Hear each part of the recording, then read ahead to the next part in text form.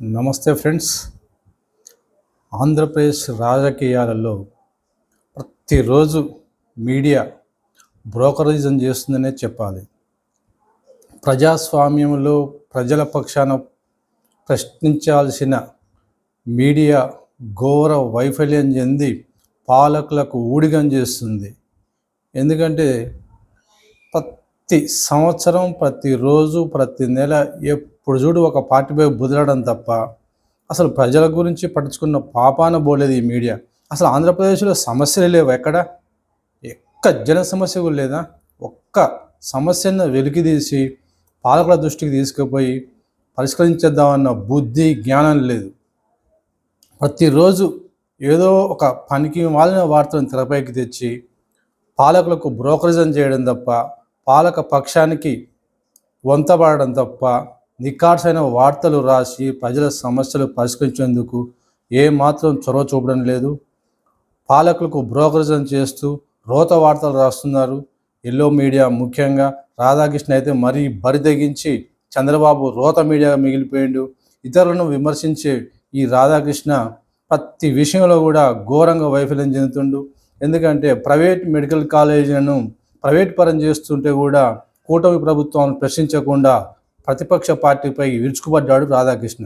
విషపు రాతలు రాసి ఘోరంత దాన్ని కొండంత చేసి అధికార పక్షానికి ప్రశ్నించకుండా ప్రతిపక్ష పార్టీని విమర్శించడం అదేం నైతిక జర్నలిజం, అదేం రోతరాతలు జనం తెలుసుకోవాల్సిన అవసరం ఉంది. ఎందుకంటే కోట్ల రూపాయలు పెట్టి మధ్యతరగతి వాళ్ళు, పేద విద్యార్థులు చదువుకోవడం సాధ్యం కాదు. పేదవారికి, మధ్యతరగతి వారికి వైద్య విద్య చదవాలంటే చాలా ఖరీదైనది, వాళ్ళకు అంత ఆర్థిక స్తోమత ఉండదు. అదే గవర్నమెంట్ మెడికల్ కాలేజీలు అందుబాటులోకి వస్తే దాదాపు 2000కు పైగా విద్యార్థులకు ఎంతో భవిష్యత్తు ఉంటుంది. వారికి ఎంబీబీఎస్ సీట్ ఉచితంగా లభిస్తాయి.